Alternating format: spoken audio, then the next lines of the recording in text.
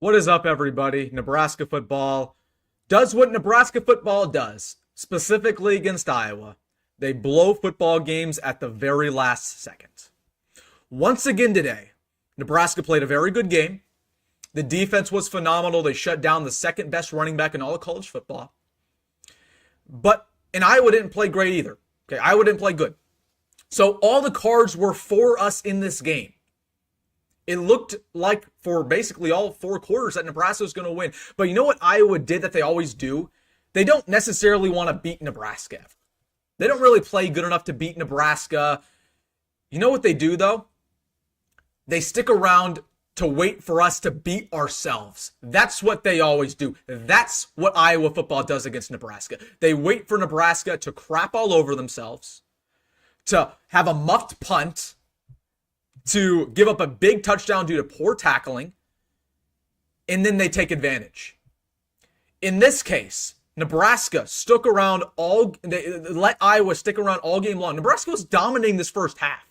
I don't know about any of you guys, but I thought Nebraska was going to win in a blowout fashion after that. The first quarter, I thought Nebraska was going to win big. But in traditional Nebraska fashion, they let Iowa stick around. And then Curt had us right where he wanted us. Because we got too much confidence. We got cocky. Okay, and it took one mistake for Nebraska for Iowa to take over that ballgame, gain all the confidence, and win. It's pathetic. It's absolutely pathetic. Again, did it feel like to any of you guys that we were watching a rerun today of Nebraska versus Iowa 2023, or Nebraska versus Iowa 2019, or Nebraska versus Iowa 2018? It felt like the exact same game. Here's the script. It's a tie ball game with 5 minutes left to go. Nebraska has the ball. They're driving, and they have a crucial turnover. Same thing that happened last year. Nebraska was driving, 40-yard line. Chubba Purdy throws a pick right down the middle. This year, Raiola has a fumble. Again, it was so predictable. I can't even get mad because it was so predictable. I tweeted out, if any of you guys follow me on Twitter, right up here, I'll follow all you guys back. I tweeted out when we had that ball, how does this game end? And I put a poll on there. I said, Raiola interception, ? Raiola fumble, ? Like, it's just so predictable. This is Nebraska football. We lose close games, but we always lose close games versus Iowa. Okay, credit to Iowa's defense, but no credit to Iowa's offense. I'm not giving any credit to anybody on Iowa on their offense side of the football. They were awful today. They had a third-string quarterback who was awful today. How many passes did he complete? 8 passes today. Their third string was garbage. Okay, he had 8 passes completed. And if it weren't for that big one to Caleb Johnson, he'd have about 30 passing yards. Their offense was terrible, and we didn't take advantage of it, guys. Here's what I'm going to ask you right now. I want to ask you a question. Okay, we've sat here over the last 3 weeks, and we've sung the praises of Dana Holgorsen. Dana Holgorsen, he's changing this offense. He's bringing Nebraska back, and we need to keep him no matter what next year. That's been the narrative. And I'm not saying I necessarily disagree with those people, but we put up 10 points today.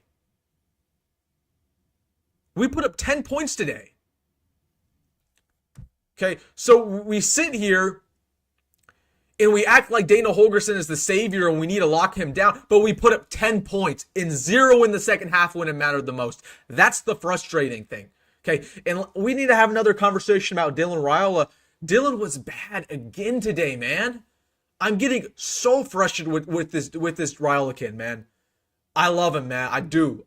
And the highs are high, but the lows are so low with Dana Holgorsen. Okay.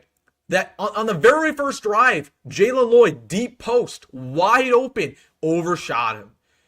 Okay. Second half, they had Isaiah Nair on a go route. He had him beat, underthrew that football by a mile. Okay. Why does it feel like Dylan Raiola can never make a pass over 25 yards in the air? Can never do it. Okay. It can never do it. So frustrating. This offense in general is frustrating. Okay. Running backs were good today. I thought Dante Dowdell played all right. I thought Emmett Johnson played all right, but this offense once again stalled out in the second half. Doesn't matter who's our offensive coordinator, Marcus Satterfield, Dana Holgorsen. This offense always stalls out when it mattered the most. Okay, they stall out in midfield as well. We don't have a good enough punter to dominate the battle of the field, right? We don't have a good enough punter because Bushini never gets him inside the 5. Our special teams always craps all over themselves. It's frustrating. Okay, and Colby says, you guys are being moronic. Holgorsen was not the problem tonight. Then what was, Colby? What was the problem tonight? Because I'll tell you what, our defense was not the problem tonight. Our defense gave up 13 points. Okay, and they gave up 2 field goals that they absolutely should not have gave up. The one was due to the offense giving up a fumble. The other one was due to the special teams unit. Okay, so they only gave up 1 touchdown, and that was just 1 bad play.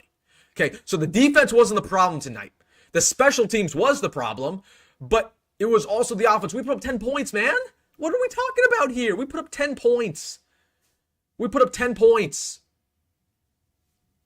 We put up 10 points, okay? So I'm not saying it wasn't only the offense. Okay, there are a million issues with this game today. We could have won by a lot. Iowa did not play good. Again, usually I'll sit here and give credit to the opposing team. Not today, because Iowa didn't play good today. They did not play good. They are not a great team. And like we always do, again, it doesn't matter who the coach is. We blow the football game in the last second against the darn Iowa Hawkeyes. And as usual, you know what they did? They barely made that field goal, just like last year. They barely made that field goal. All right. So I'm so frustrated because this is my biggest rival. I don't know how it is for a lot of you guys. This is my biggest rival. I hate Iowa. I hate those fans. I hate those colors. And for us to dominate that football game the way we did and blow in the last second gives me Scott Frost flashbacks. It boils my blood how we lost this game today, man. But you know what the good thing is? And here's what I all want you guys to remember. At least we made a bowl game. At least our season didn't end on that field goal. That's what we can be happy about. At least we got football to talk about. We got one more game. But you know who clearly had that mindset today? A lot of the players had that mindset today. They didn't play like they wanted to win that bad. Okay. So I can sit here and be happy about playing a bowl game in a month, but it felt like a lot of the players were happy about playing a bowl game too. So much so that they weren't giving it their A game today. Okay. Especially that offense, especially those wide receivers. But I thought Nebraska played a good game. I can't even get too mad at the team because I thought we played all right. But the offense was inconsistent and we made mistakes. Crucial mistakes that you would expect a Matt Rhule coach team to not make. You would expect a Matt Rhule coach team to not have a muff punt inside the 10. You would expect a Matt Rhule coach team to not have a crucial fumble again to end the football game and set up a game-winning field goal. You'd expect a Matt Rhule coach team to not have a terrible snap on a field goal and completely brick it. You'd expect a Matt Rhule coach team to not give up a 75-yard running back receiving touchdown because you missed 10 tackles on one play. Okay. So frustrating, man. So frustrating. And I'm not blaming Matt Rhule, but again, this is year 2, and we had so many opportunities to beat a not great football team today, our biggest rival, and it felt like, once again, we beat ourselves. It's deja vu. It's the same script of the Scott Frost era. It's the same script of the Mike Riley era. And I don't know how to fix it. And Matt Rhule is going to sit there in his press conference and say, he's going to say, and I quote, "We did a bunch of good things out there. I thought we played really well. These boys are hurting in the locker room, and that's fine. But again, it's not going to change who won or lost this football game. We lost. We had a million opportunities to win. We outplayed Iowa for 99% of that game. But when the game got tight, and I don't know about any of you guys, but when we had that ball with a minute left to go, I was nervous. I had no confidence in this offense. Absolutely zero confidence. Why would I have any confidence in this offense? Why would I have any confidence in this offense to go down and score a touchdown with 1 minute left to go? Because we've seen this too many times. I will hold on. I'll ask you one question. When was the last time Nebraska had a game-winning offensive drive? Can you remember? In a one-score game, a game-winning offensive drive. Let me know. Because I can't. And that's a problem that I can't remember that. Okay, so I didn't have any confidence. I didn't have any confidence in this offense to go down the field. I expect a lot of you guys didn't either. And once again, Nebraska blows it. Okay, but again, at least we got a bowl game, right? Yay, we got a bowl game, and we're going to go to the Quicken Lane Bowl. Right, guys? Wrong. Okay, we should have played today like we weren't going to a bowl game. We should have played like we had everything on the line. Matt Rhule, once again, Makes me so mad. This guy's so conservative, incredibly conservative. Why does he never go for it on fourth down? Ever. We had some crucial opportunities to go for it on fourth down. I was calling for us to go for it on fourth down when we kicked that field goal. Okay, because I don't care that John Hull made 9 field goals in a row. I don't care that our snapping suddenly improved. I've seen that snapping over the course this year. I didn't trust that at all. So I wanted to go for it. Why in the world can we not be more aggressive? We should have played like we had nothing to lose today. We should have played like that, and yet we didn't. We played conservative, and we played not to win. And because of that, we made mistakes that killed us. Okay, again, I usually, when in losses, I sit here and talk about how good the other team played at times. I don't think Iowa played good at all. Their offense was horrendous. Okay, their defense, shout out to them. They didn't really have to do much. Their defense got to the quarterback, but again, so many things that Nebraska did today were just self-inflicted wounds. Again, we dominated 90% of that ball game. I truly believe it. 90% of that ball game. And I believe we dominated 90% of the ball game last year versus Iowa. It boggles my mind that, again, we sit here and we say, Iowa got lucky. This is Iowa football. They never play good. They get in these scrappy games, and they win at the last second due to luck. We can call it luck, but you know what Iowa does? And I'll give them credit. This isn't necessarily a talent thing. Iowa never gives up, ever. Okay? When they were down 10-0, they probably said, good, we're still going to win this football game. Iowa never doubts. Okay? When we had the ball with a minute left, they said, good, let's go get Raiola and get a sack and get a forced fumble. Raiola never doubts. Okay? Ever. Iowa never, ever doubts. And yet we do. That's the difference between us and Iowa. Okay? Because I bet you our sideline was down because we've been here before. Okay? We don't believe in each other. We didn't believe in the coaching staff. Iowa did. That's the difference. Iowa believed that they were going to go get a stop, and they did just that. Iowa never had their held down low. Can't say that's the same on the Nebraska side. Now, I don't know how to fix that. And I know damn sure that the coaching staff doesn't know how to fix that. But it's just a culture issue. Iowa has a culture of winning.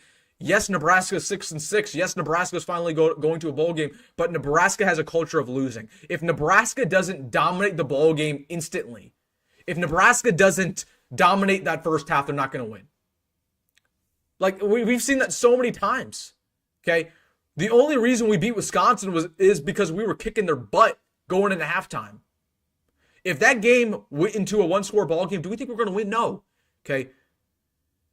We don't have any confidence in one-score games. The only way we can win is if we're blowing out a team at halftime.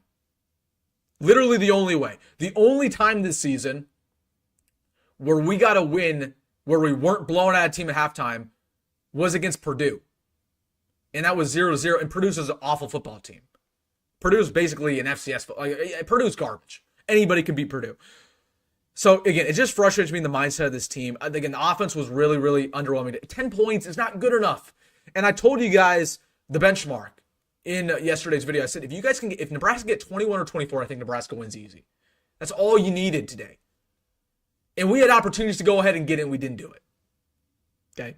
And people are in this comment section saying, oh, what happened to your Holgorsen praise, Wilson? You're acting like I'm the only one hyping up Holgorsen. Okay, that's what I'm frustrated about. We thought Holgorsen was good. We were hoodwinked. Everybody was hoodwinked. I was hoodwinked. You were hoodwinked. We all thought Holgorsen was going to turn around this offense. Now, it wasn't an impossible task. Like, I'm not going to sit here and completely blame him. Like, he's still learning this offense. He got here 4 weeks ago. It's unfair to completely blame him.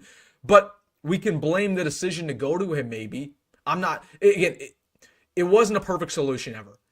But to act like, he was going to be the savior and we were going to, we need to lock this guy and give him a $3 million contract. Obviously, that's not the case right here. Okay. Again, Christian says, what did Holgorsen do wrong? It was purely the fact that our offense always stalled out at the 50-yard line. Okay, cool. We were driving down the field. Can never get that big play. Okay, can never get that big play. Could never get that big, long drive. We only had one big, long drive that was at the end of the second half, or the end of the first half. Okay, can never have that big play. Could never have consistent success in the passing game either. But that was thanks to Raiola as well. We just lost Michael Terry. I don't think that's the case. Michael Terry wasn't watching this football game, by the way. Michael Terry was playing his own football game today. he was in the playoffs, and Michael Terry unfortunately lost just like Nebraska did. So I don't think this impacts the Michael Terry situation at all. Okay. So if you guys are going to come in here and say it's going to impact recruiting, that's not the case. But again, we had some huge, and people are putting in the comment section as well. They're saying that we had some false starts. That's correct. We had some crucial issues. We had some crucial issues on the offense. Okay. Tom says, get a grip. We outplayed Iowa, which is very encouraging. These are the type of people I don't get. I don't understand you, Tom. Get a grip. You get a grip, Tom. We lost the football game today.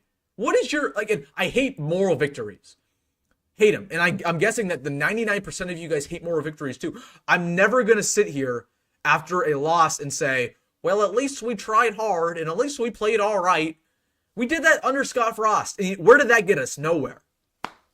It's garbage. That's a garbage take, Tom. Sorry about me. You know, it's angry. I'm angry. Yes, we outplayed Iowa, and we should have won because of it. The fact that we lost that game in the last second and we found a way to lose is discouraging more than it is encouraging, Tom. It's a garbage comment, man. It's a garbage comment. Again, never celebrate. We don't celebrate moral victories here because moral victories are losses. We don't celebrate losses, especially when you had an opportunity to win, you didn't win. Okay. Unbelievable. Okay. Makes me super angry, stuff like that. You know. You won't remember a moral victory in 3 years. Thank you, Nick. Nick makes a good point, my boy Nick. Again, you don't remember moral victory in 3 years. You remember that loss. I'm going to remember this loss. Okay. We could sit here and talk. Hey, Tom, I'm going to ask you a question. Do you think last year's game against Iowa was a good game?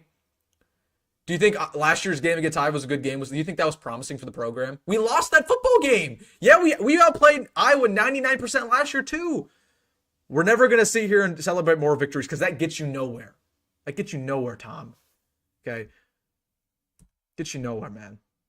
We're not going to do that. We're not going to do that. In a game we should have won. And I'm frustrated. Let's talk about 6-6. Okay? So all off season, you heard we had the predictions out there: 8-4, 9-3, 10-5. What is Nebraska going to go? We have our answer. Nebraska is 6-6. Cool, we make a bowl game, but is that a success? I want to ask you guys that question. Okay, is 6-6 a success for Nebraska? Cool, we made a bowl game, but we lost to Iowa in the last second. That was winnable. We lost to USC. That was winnable. We lost to UCLA, a very winnable team. We lost to Illinois in overtime. I can't even comprehend you guys. We had so many winnable football games this year. The only two winnable football games were Indiana and Ohio State.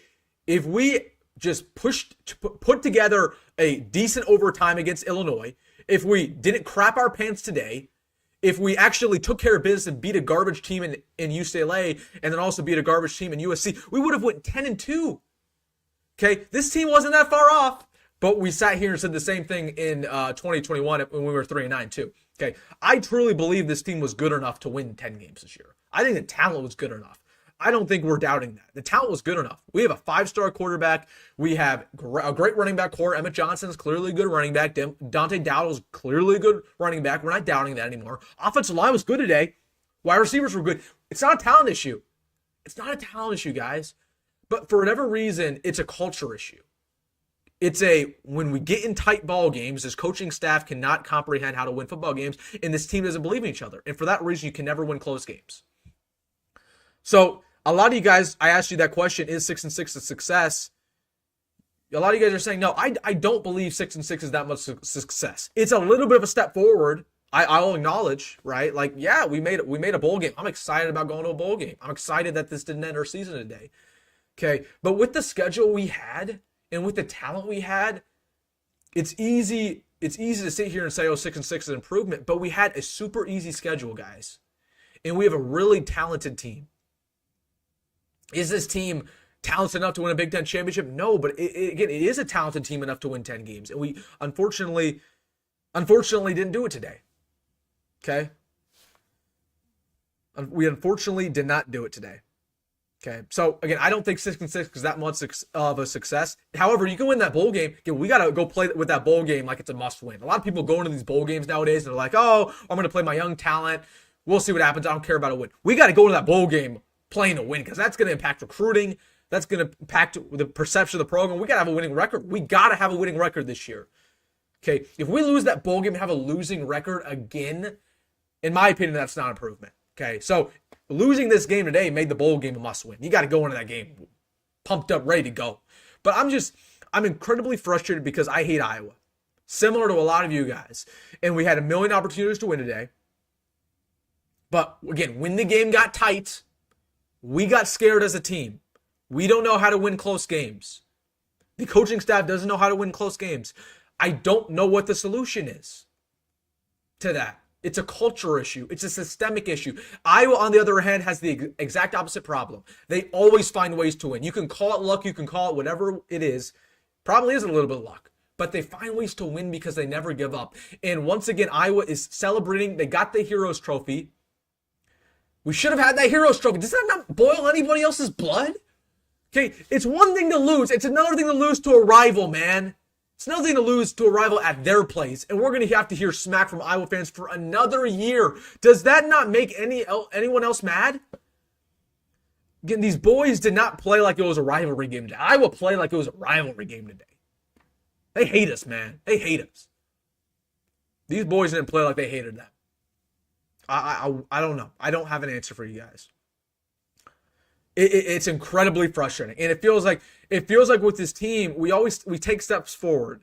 Okay, and Nebraska's inconsistent. Somebody put in the comment section, Wilson, you're so inconsistent about your takes. I'm inconsistent about my takes because Nebraska's inconsistent as a team. Okay, we are the most inconsistent team I've ever seen. We went from putting up 44 points last week versus Wisconsin to putting up 10 against Iowa. There's no solution. So I'm angry, man. I'm so angry because I don't want to hear this smack talk from Iowa fans another year. We had an 8-win season. We were looking right down the barrel on an 8-win season. Win this game, win that bowl game, 8-win season. That's a success if you ask me. But no. That's asking too much as Nebraska fans. We can't get greedy, guys. We can't get greedy.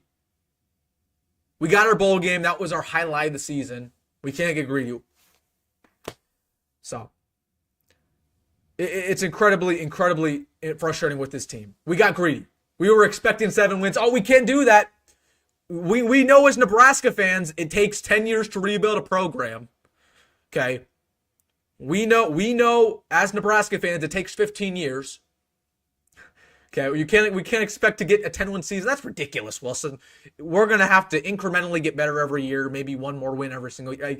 It's crazy. No, I joke, but I don't know, man. Again, it just feels like we're getting greedy. We shouldn't have expected to win today. No, that's not Nebraska football. No, winning today is not Nebraska football. We don't win against Iowa. We should know this.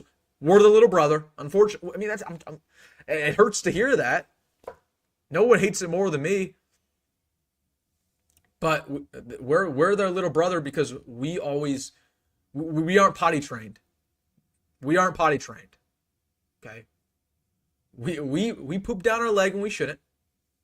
They're clean. They fix it up for us. Say, oh, Nebraska, you did it again. You had an accident. I'm gonna go take care of it. That's what Iowa does, big brother.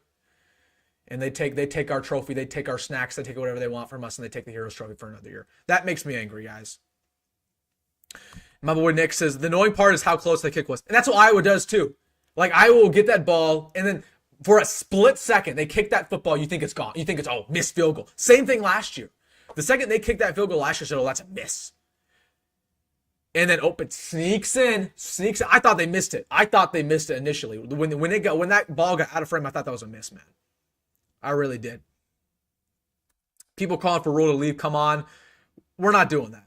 I'll tell you what, though, I would be a lot more mad at Matt Rhule if we lost against Wisconsin last week. A lot more mad. Okay? A lot more mad. So, how did we beat Iowa in 2022? That's the real question. You want to know how we beat Iowa in 2022? We had nothing to lose in that game. We didn't have a bowl game. Okay, we weren't going to a bowl game. We had an interim coach who was in his last game coaching. He knew it. He said, I'm going to go off the bang. And we blew him out. And by the way, we almost lost that football game. They came back. But again, we were in that ball game and we dominated them from the get-go. We were up 17-0 at half, then 24-0. That's the only way Nebraska can win is if they dominate from the beginning. That's the only way Nebraska can ever win. If it's a close game, Nebraska never wins because it gets close. And again, they have no confidence in each other. The only way Nebraska can ever win is if they dominate from the very get-go, like they did versus Wisconsin. If that Wisconsin game was close going into halftime, we would have not won. That's a sad truth. It's a sad truth. Does TJ Lateef have a shot to unseat Raiola? I don't know, man. I don't know. I'll tell you what. I was talking to TJ's dad the other day, and he absolutely does think that. And I was texting TJ's dad throughout today's game today. He wanted to pass the football a little bit more. But I don't know, man. I don't know. But what I do know is that TJ Lateef is a darn good quarterback, and he's going to have an opportunity to go in there and perhaps play as a true freshman. But again, we can sit here and we talk about if Raiola is overhyped. Okay, we can have that conversation. Do you guys want to have that conversation about Dylan Raiola? Because it's the end of the season. I mean, obviously we have the bowl game, but is it time to have the Dylan Raiola conversation? Like the analysis, what was his season like? Let's look at the stats. Dylan Raiola on the season threw for 2,400 yards, 12 touchdowns, and 10 interceptions. 10 interceptions, that stands out a little bit. Only 12 touchdowns, that stands out a little bit. Again, had some crucial fumbles in there, had negative 71 rushing yards. You know, Dylan Raiola really was a little frustrating this year. Okay, and again, the highs were high with him. You saw the arm talent, but the lows were low. What Dylan Raiola has shown me this year, and I will stand by this take throughout the offseason. I will stand by this take throughout the offseason. I believe that Dylan Raiola will still be a first-round NFL draft pick. Okay, you guys can clip this. I will stand by this take. Dylan Raiola will be a first-round NFL draft pick. He will be in contention to win the Heisman. I know that might sound crazy to you guys, but I believe that by the time he's gone. But what this year showed me was that in an ideal scenario, Dylan Raiola should not have played this year. Okay. In an ideal scenario, Dylan Raiola should have redshirted and sat the bench and then got handed the keys next year. Okay. It would have been interesting to me if Kyle McCord actually did come to Nebraska and how that would have impacted Raiola's development. That's what showed me this year. I think Raiola's going to be a great quarterback long term. Nothing about this year changed my mind on that. But going and seeing his highs and seeing his lows and seeing his struggles, seeing the field at times and seeing his struggles overall, just again with the interceptions. And again, the speed of the game really was not great for him. He struggled. He struggled playing against Power 5 defenses. It showed me that Dylan Raiola probably shouldn't have redshirted or should have redshirted. That's what it showed me. Okay. And again, I still believe Raiola is going to be a good quarterback. Like people are going to say, Wilson, you're so negative about Raiola. I'm not. I just told you I think Raiola is going to be a first-round draft pick. But I think it's pretty reasonable.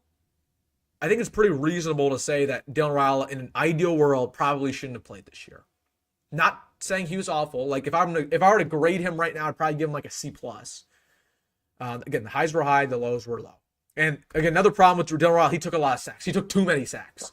Dylan Raiola took way too many sacks. And the offensive line wasn't great at times, but the offensive line was a lot better than it has been, over the last couple of years. So, Matt says it's actually criminal what happened. But are we surprised, Matt? Like, is anybody surprised by this? No, you shouldn't have been. Like, I feel bad for the people who actually were surprised and thought Nebraska was going to win. I feel bad for you guys. Like, I was sitting here watching with my dad, and I was just telling him, like, how is Nebraska going to lose this game? Is it going to be a fumble? Is it going to be a pick? Or we're going to lose on a walk-off field goal? What's it going to be? It was the fumble and the walk-off field goal. That was the correct answer.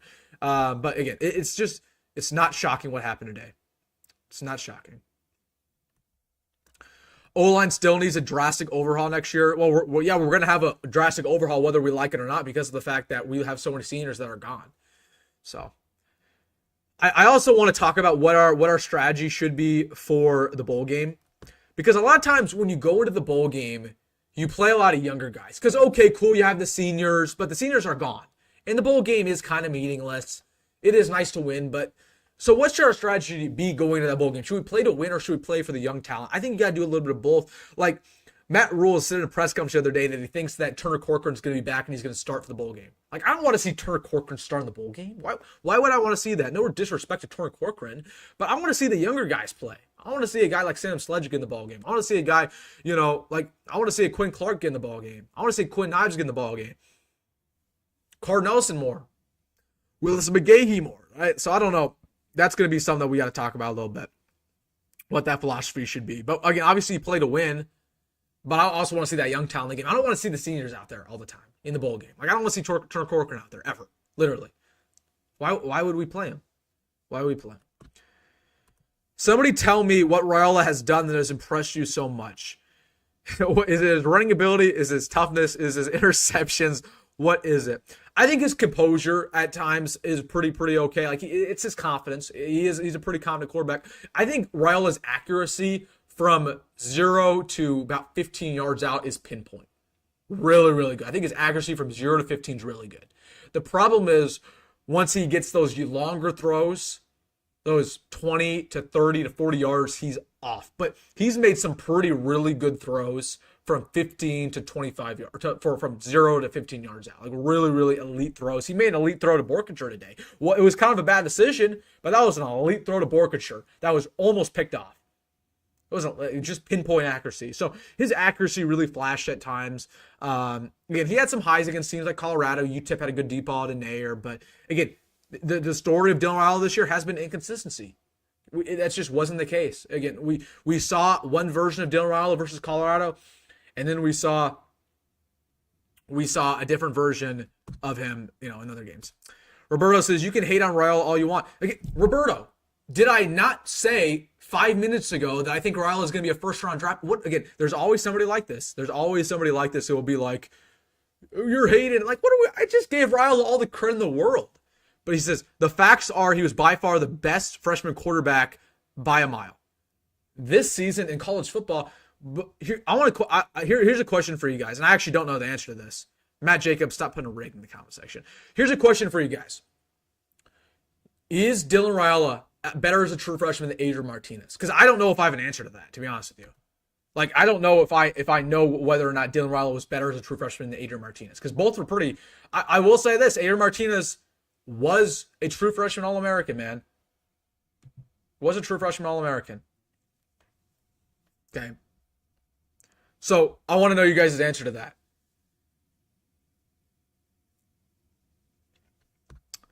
I want to see your answer to that.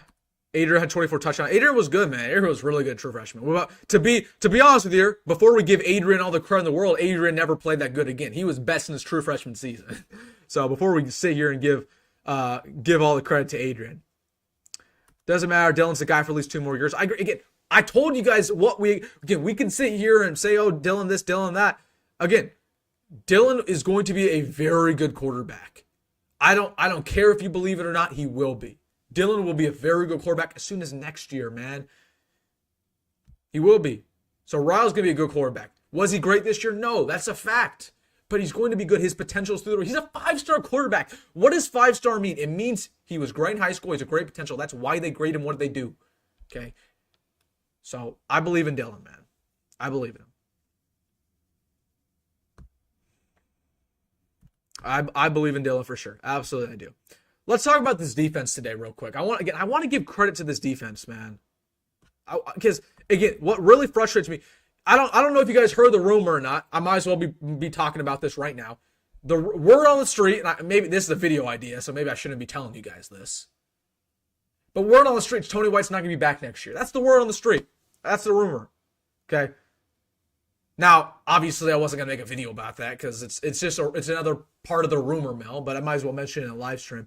But the rumor on the streets, Tony White's not going to be back next year. He's going to take a lateral job as a defensive coordinator. That's the rumor. Okay. Again, not sure if I buy it or not. If I were to buy it, I actually do buy it more than I don't buy it. So it makes me angry that potentially Tony White's last game as our defensive coordinator was wasted because he had a really good effort today. His defense had a really good effort. And yet it wasn't good enough, apparently. Again, we gave him 13 points, and 6 of those points were not the defense's fault. And again, I don't think you guys understand. We played the second best running back in the country today and gave up 45 rushing yards. Do you understand how impressive that is? Like, the defense did their job. Ty Robinson did his job. John Bullock did his job. John Bullock shut up for the first time in weeks and did his job, man. And if it weren't for one play, this defense would have been perfect. So it makes me mad that Tony White might be on the way out as soon as Monday. And we didn't get the win for him, man. Now, Tony White was inconsistent as his defensive coordinator here. I'm not going to lie. I thought this defense was going to be a lot better this year. If you told me in the offseason we're going to get up 56 points to Indiana, I would tell you you're crazy. If you told me that we were going to give up 25 versus Wisconsin, I told you you're crazy. So this defense was a little bit inconsistent. And Tony White, he was inconsistent, but the highs were high. And the defense was great today. The defense was great versus Colorado. The defense was great versus Ohio State. We forget about that ball game. Okay, so, and here's my thing also about Tony White, and if he does leave, which again, I don't know if I buy the rumor. I actually think I do. I think it is probably true that Tony White's gone to go elsewhere, because there's been some clashing between Rhule and Tony White over the years. Okay, but here's my thing. Can we do better than Tony White? Can we get a better defensive coordinator than Tony White? I'm not sure. I'm not sure if we can. I think Tony White's a high-end defensive coordinator. And although he was inconsistent this year, I thought he was decent, man. I really did. He wasn't good enough to leave to be a head coach, but I thought he was still decent. I don't think we can get a better defensive coordinator than Tony White. And he also gives you a lot of good stuff in recruiting. You want to know why Nebraska's recruiting California so well? You can thank him and Donnie Raiola for that. Okay, so although we can sit here and say, oh, we don't mind if White leaves, I thought he's done a decent job. And the defense wasn't top 10 like I expected it to be this year.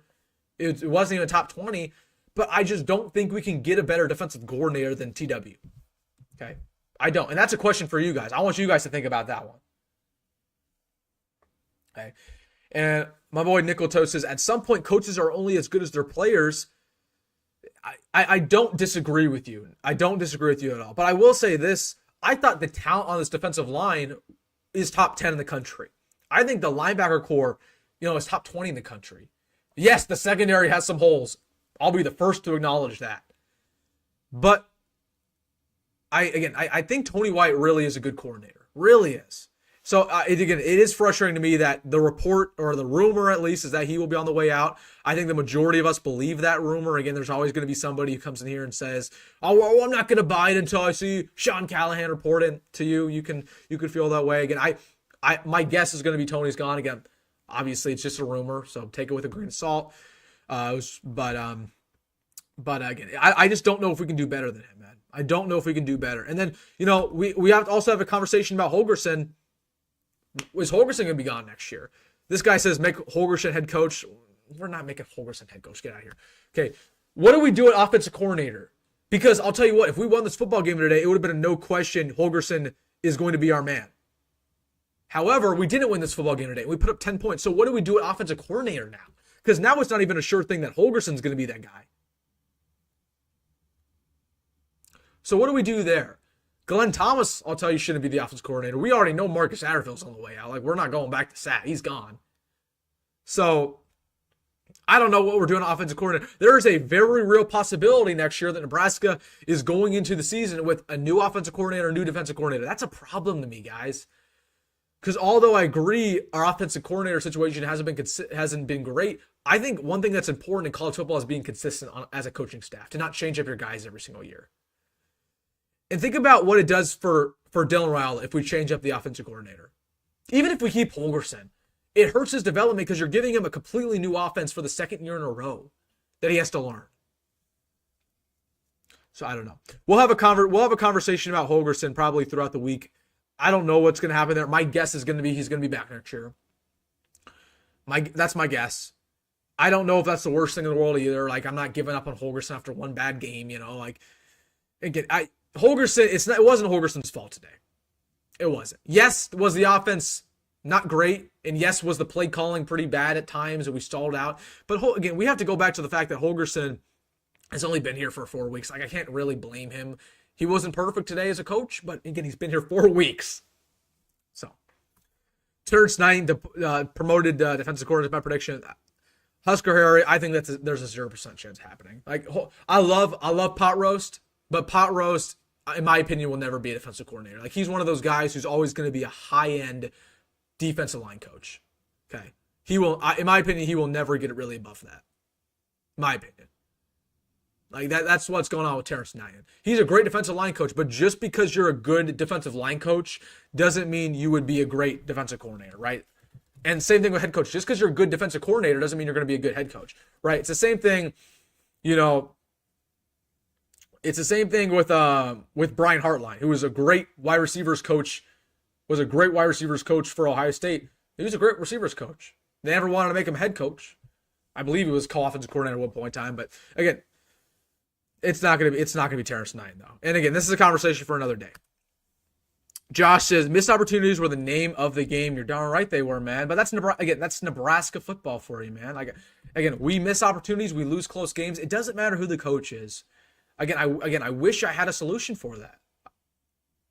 Doesn't matter who the coach is, we lose close games at all times. All times. Players don't make plays. I agree with you though. Why does it feel like none of these guys have a clutch bone in their body, man? Raiola doesn't have a clutch bone in his body. I said that in the Illinois game. Like, Raiola's just not clutch, man.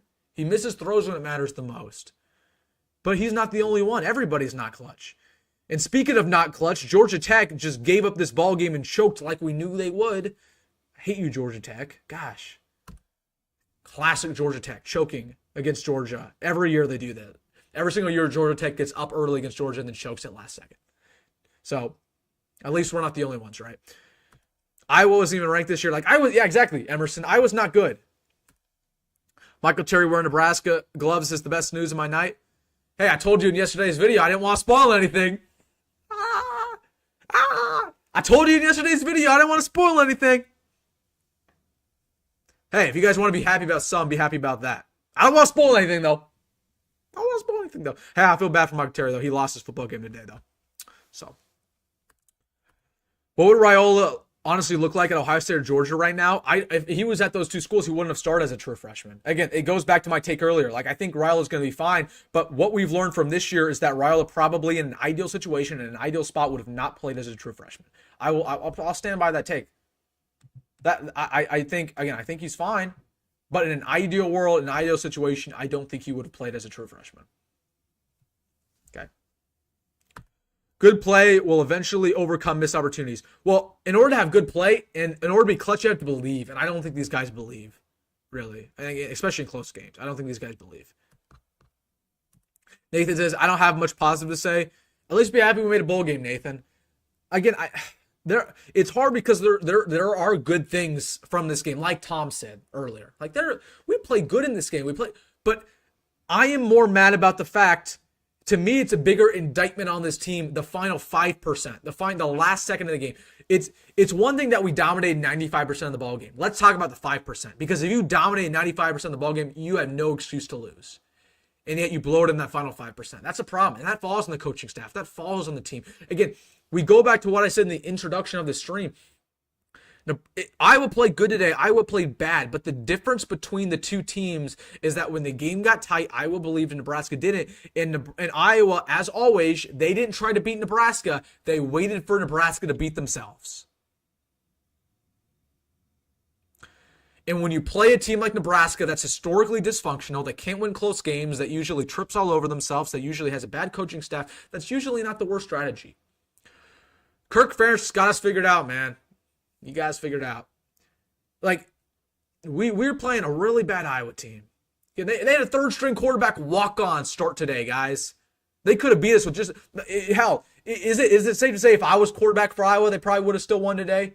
They had a third-string walk-on go out there. Safe to say you could have gone out there and Iowa still would have won because Kirk Ferentz is such a good coach. I'll give him so much credit. Okay? And once again, he outcoached our man. I don't know. Dylan will leave with Holgerson. No, what are you... Dylan doesn't even know Holgerson, bro. What are you even on about, man? That's so false. Dylan does not know Holgerson, bro. He's known for 4 weeks. They're not tight like that. They're not tight like that at all. And Dylan ain't leaving, ever. So, I'm just stunned. We shut down their only strength, which was running, but our offense couldn't get it done. I know, that's the frustrating thing, man. That's the frustrating thing. If you told me, and I'm sure if I told you guys this, it would be the same thing. If you told me going into this ball game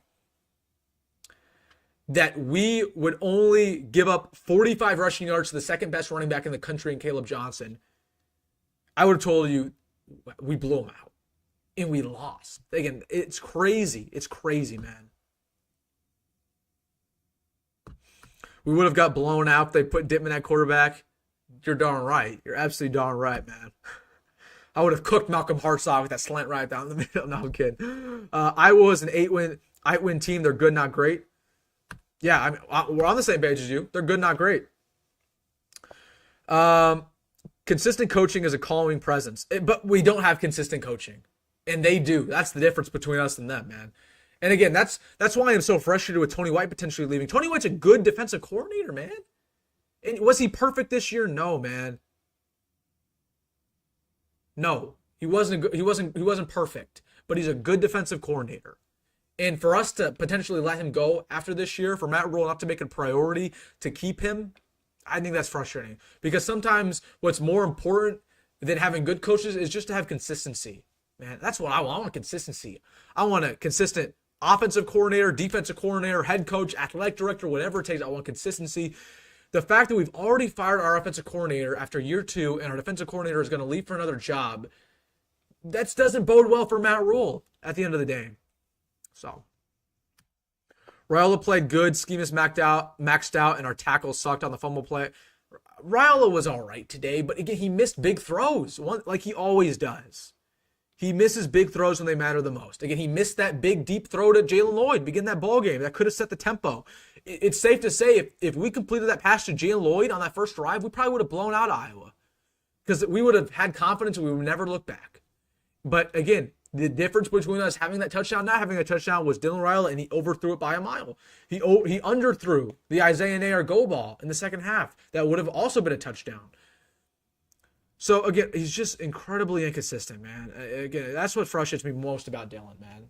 So, he was fine. He was good at times, bad at others. And, again, that fumble was awful. Wasn't his fault. But in Nebraska fashion, you knew it was coming because it's just too predictable. I'm just happy.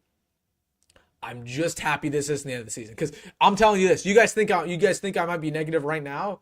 And by the way, I deserve to be negative. All of you guys deserve to be negative because we blew the game in the last second like we always do. Okay. But you think I'm negative now? Imagine this stream if Nebraska wasn't making a bowl game this end of our season. Oh my gosh, I'd be raising the roof on fire. I'd be angry, man. At least we have an opportunity to change the narrative and at least win a bowl game and have a winning season, man. But you could have clinched a winning season today. You could have got the monkey off your back once again. You could have beat Iowa, a team that you don't ever beat. You couldn't do it. Just like Georgia Tech can't win this dang game against Georgia. Oh my gosh. What is it, going to fourth overtime? Gosh, Georgia Tech sucks, man. Makes me angry. I'm sorry, Husker fans, for a rewind outcome. Same thing I said, Tribal Chief. Same thing I said at the start of the stream. Again, it felt like this was deja vu. We've seen this story before. It was so predictable. And if there was any year for Nebraska to blow out Iowa, it was going to be this year, man. It's going to be this year. They just didn't do it. Saddest part of this lot, bro. Yeah, that ain't the saddest part, man. I'll tell you that much. That is not the saddest part. What are the odds that Tony White and Dana stay? I mean, again, I'd say Tony White at this point, 20%. Dana, I think Dana's going to stay. I think it's going to be like 75%. So, I think Dana's going to be back. But here's the thing: if Dana stays, it's basically like we're having a new offensive coordinator, anyways, because Dana's going to change up the offense. We're running Sats offense right now. Okay, so even if Dana stays, it's gonna be like we have a new offensive coordinator because he's gonna change up the entire offense. And although that might be a good thing long term, it's gonna hurt the development of a guy like Dylan because Dylan has to learn an entire new playbook, entire new cadence. It's just not worth it. Or I mean, it is worth it, but it's frustrating. So it is frustrating. Nair got benched for the rest of the fourth quarter after that horrible drop. Yeah, I'm not surprised. You know who also wasn't in the game as much? Barney. Why was Barney not in the game as much as she should have been? Barney wasn't injured. Where was Barney today, man? Where was Lloyd? Lloyd does never plays. Why does Lloyd never play? Lloyd had a big time catch too on a comeback ball, but they bench him all. Again, it makes no sense to me. we're going to have a conversation over the next couple of weeks about this personnel, why some players play more and why some players don't. Because it frustrates me because Lloyd should have been in the game a lot more. Should have been in the game a lot more. Not only this game, but throughout the season. Barney got injured. The announcer said that might be the case. I didn't know that. Georgia Tech did not get the 2 points. Georgia Tech sucks, dude. Why does Georgia Tech always blow these football games against Georgia? Oh, there's a flag, though. There we go. Great. Dylan is not good. We're not doing that. We're not doing that. Dylan's a good quarterback. He's a good quarterback. I saw Lloyd in quite a bit, actually. I don't think Lloyd played more than 10 snaps, Rory. He had that first snap where he beat the man on the post and a comeback ball touch. I don't think he played more than 10 snaps. I could be wrong, though. I saw a lot of Bonner out there today. I didn't see a lot of Lloyd. I saw Dana yelling at Barney on the sideline during the third quarter. Didn't see much afterwards. See, I don't know why Dana would pull Barney, though. Barney's our best receiver. It's safe. You know what? I'm going to ask you one crazy thing. Not only was Ja'Cory Barney our best player offensively, he outplayed Dylan Raiola this year. Like, he was a better freshman than Dylan Raiola. That's crazy. That's crazy to say. But I think it's safe to say that Ja'Cory Barney was our best player on offense throughout the course of the season.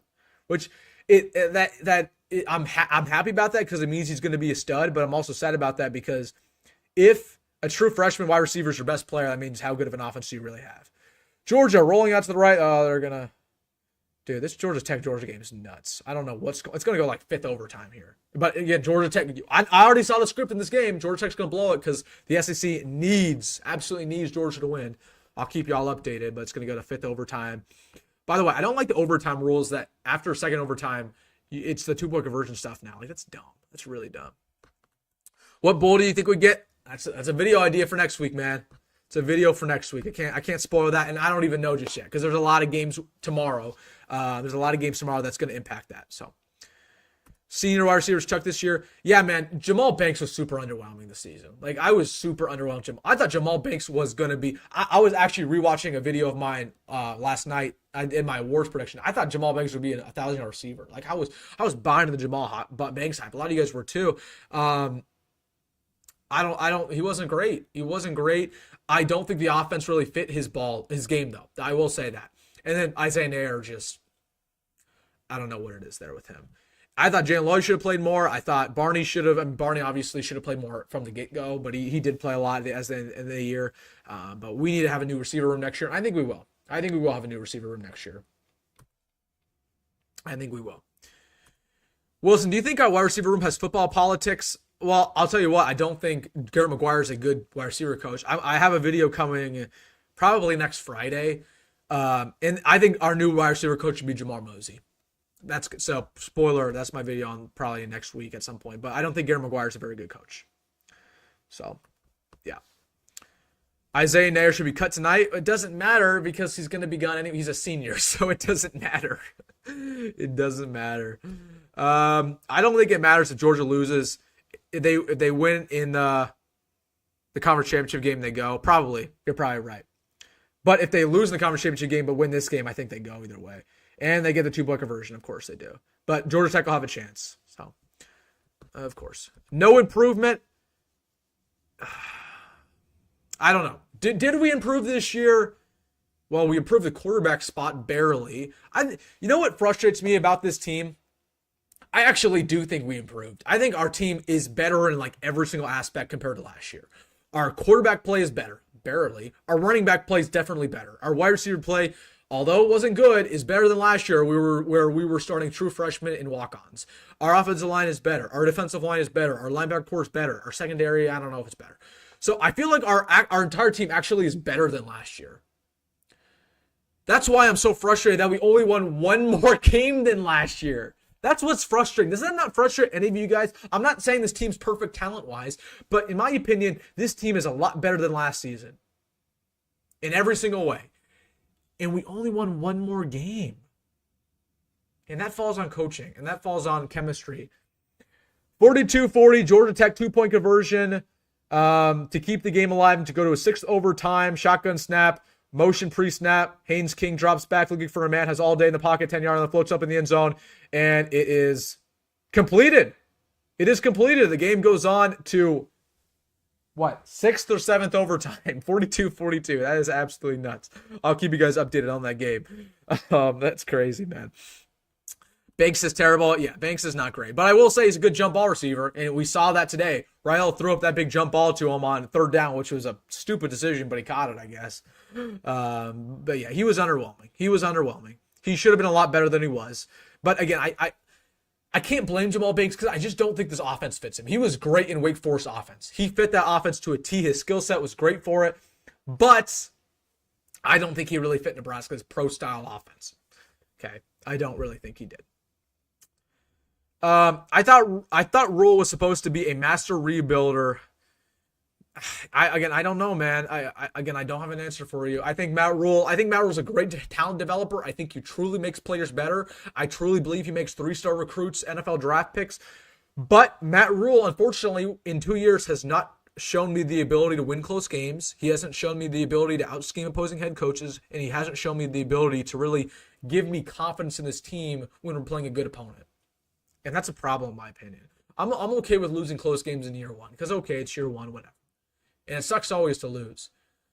But when it's year two and when you have a really talented team like I believe Nebraska has right now, that's when you kind of draw the line. That's when it's frustrating. So I truly, truly believe that he makes good players out of 3-star recruits. But again, I don't know. 6th overtime for Georgia Tech, 42-42. Georgia Tech has it at the 3-yard line. Shotgun snap once again. 2 receivers to the right, 2 to the left. And there's going to be a timeout. Of course there is. Of course there's a timeout. Do you think Rhule would let Dana pick his offense? I do. I do think he, but again, it's going to be a similar offense to what we already have. People are like, it's going to be an air raid. Dana does not do an air raid. He didn't do an air raid at Houston. It's going to be pretty similar to what we have now. I think obviously it's going to be more dependent on the passing game, but yeah. We're approving next year Dawson Merritt by the stocks. You know, I'm a guy who follows recruiting pretty extensively, and I'm very excited about next year's class. Don't get me wrong, but one player doesn't change an entire team, and we know this, right? So yeah, again, Dawson's going to be a good player. I think he might start as a true freshman, right? Michael Terry might start as a true freshman, and he's on his way. I'm not going to spoil everything, but yeah, again, we're not two recruits don't change our situation, man. Tonight I stay off Twitter. I don't blame you, man. All right, Georgia Tech once again 42-42 against the number 7 Georgia Bulldogs. Shotgun snap here. Quarterback takes it, looks to his left. Now pass rush is going to get there and he gets sacked. Georgia now has an opportunity. If they get this next 2-point conversion, they will win. Of course. Win as a team, lose as a team. I agree with you, man. I agree with you. But you also have to point the finger at yourself. We could point the finger a lot of ways today, but it was a complete failure issue. It was a complete failure by the coaching staff. It was a complete failure by the team. Okay, specifically, on special teams, but even the offensive line when it mattered the most. Again, it just feels like when this team can play great 95% of the game, but they don't ever play good enough to dominate, and they never play good enough to blow a team out. And then when we get to the fourth quarter, they always let the team stay in long enough to stick around. Zach, you're ahead of me, man. You're ahead of me. He's put in the chat what's happening, and what's funny is you're actually probably like a minute ahead of me because your stream. Let's see what happens here. Georgia Tech, they do miss a wide open pass. Hold on, I gotta hold on. I gotta see if I'm behind or something, man, because you are ahead of me, Zach. Yeah, okay. Keeping an eye on that Georgia game. I'm not impressed with Dana. He's a retread hire at this point. Holgerson's time passed him up. I don't actually disagree with you, Matt. I actually think this is a decent point. In my opinion, you should have coordinators that still have their best coaching days ahead of you. Okay. I think Tony White has his best coaching days ahead of him. I think he could be a future head coach. In my opinion, your offensive coordinator should not be somebody who's failed as a coach twice. And not to say he failed as a coach twice, but he got fired twice. So yeah, I don't know. I think we should have kind of a new up and coming offensive coordinator we feel confident in, but it's hard to find those guys. And Matt Rhule, we know, is just not ballsy enough to do that. Like he'd rather get a proven commodity than kind of roll the dice there. But yeah. But again, I think Holgerson's fine. Like, I'm not going to sit here and blame him. But he's not a game changer. If we expect Dana Holgorsen to come in here and be a top 10 offensive coordinator in all college football, like, I just don't think that's happening. Guys. This sounds crazy, but a lot of people don't know Michael Terry can also play quarterback. He primarily plays quarterback in high school. If you've watched any of his high school games, Zach, stop putting Zach. You're spoiling the game, dude. You're spoiling this like 15 seconds before I see it. It's actually. Hold on. I'm gonna actually put this on my different television so you don't spoil this. Give me 2 seconds, guys.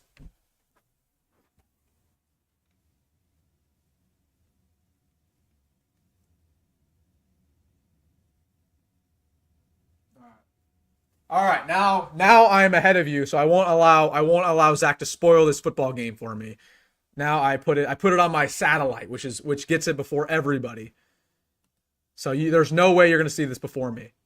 But again, we're watching this Georgia Tech game real quick. I want to see the ending of this. Please, Georgia Tech, please give me a little bit of happiness tonight and knock down Georgia. Okay, it's, by the way, 42-42, 7th overtime. Georgia just missed their 2-point conversion. Georgia Tech has an opportunity to win if they get this 2-point conversion. But they just took a timeout because they waste so many timeouts. Like, why can't these overtimes go by quicker? Tom says, good night, keep the faith. Appreciate you, Tom. Sorry for giving you a little bit of a hard time earlier, but again, we don't celebrate moral victories here. Today we did some good things out there. We've seen good things by Nebraska in the past, but once again, what Nebraska always does, unfortunately, they blow games at the last second. Zach says, I'll still know before. Unless you're at the game, Zach, you will not know before. I guarantee it. I guarantee you won't spoil this next play for me. Will Bama be in if Georgia loses? I don't know, because I think Georgia will win because they're going to go to the conference championship game. Georgia, if they win in the conference championship game, they're obviously in. If they lose in that game, they're out.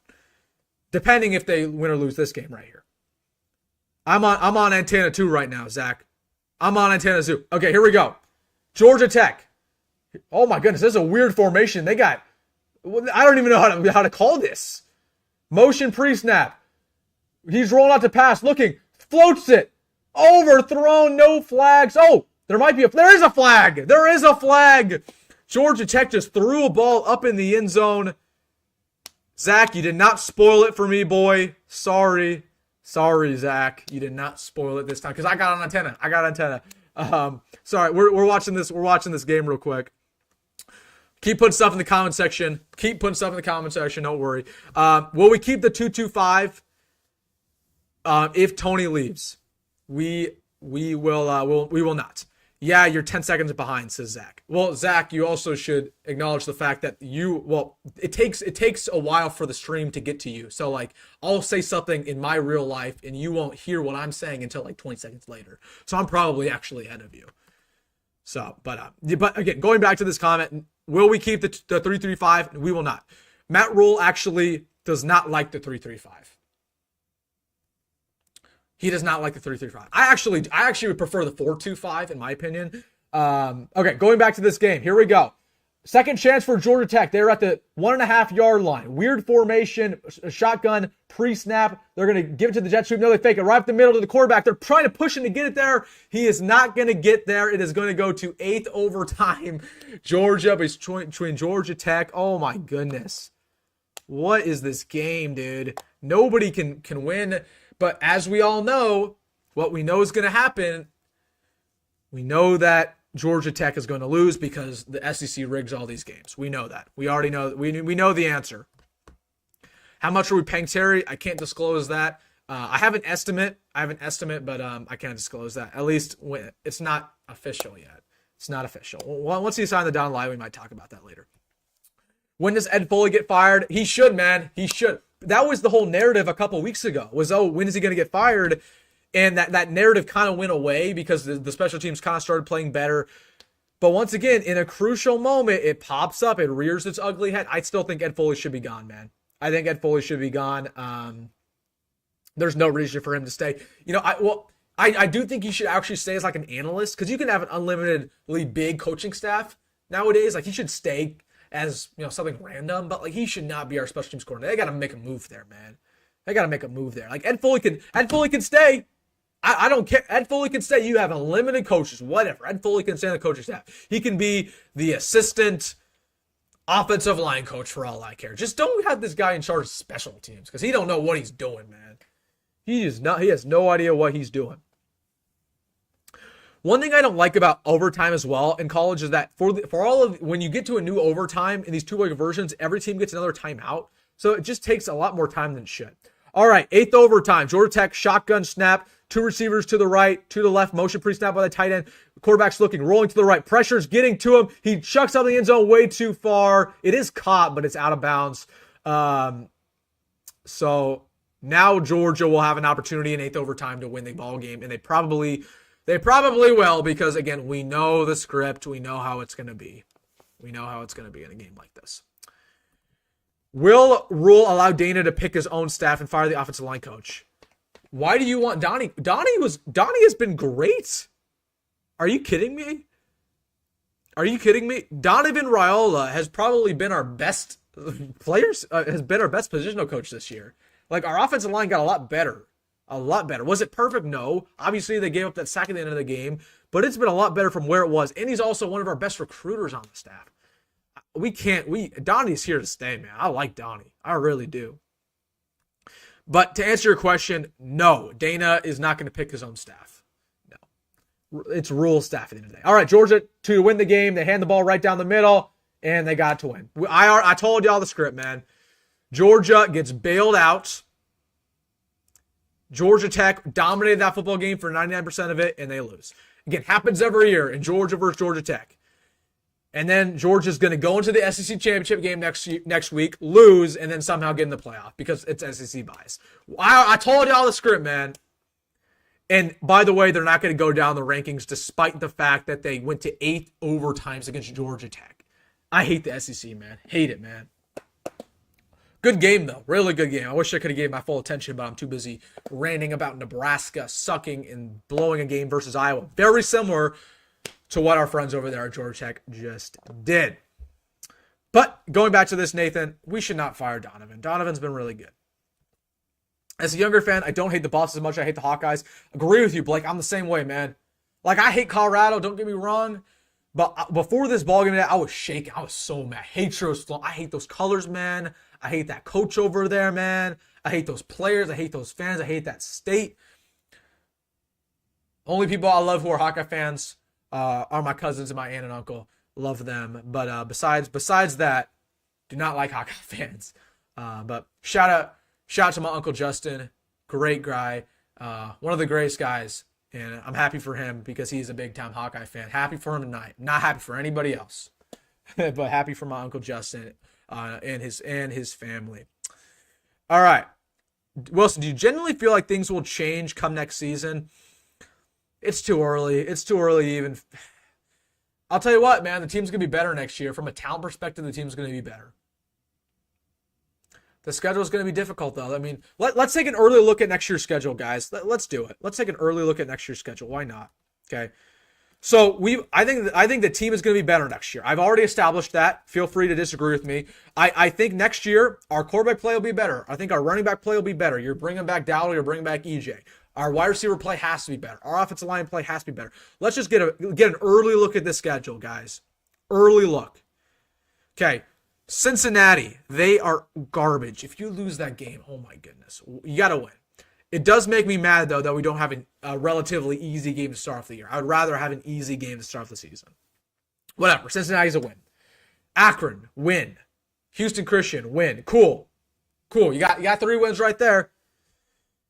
You know, from a schedule standpoint, this is actually pretty easy. From a schedule standpoint. Minnesota, okay, they've had our number. Iowa's had our number. Michigan, probably going to be better next year. Michigan State sucks. Northwestern sucks. USC, probably going to be better next year.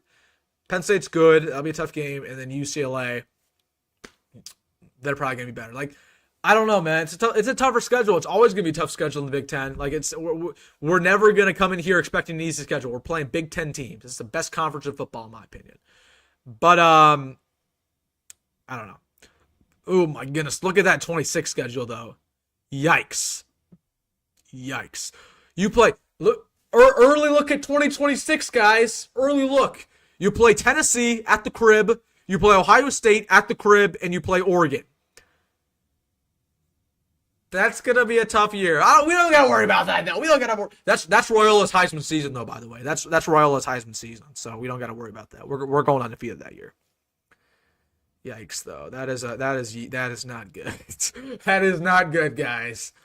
Oh, that's not good. That's supposed to be the season we pop off too. Is 2026. That's supposed to be the year that we make a run for the playoff.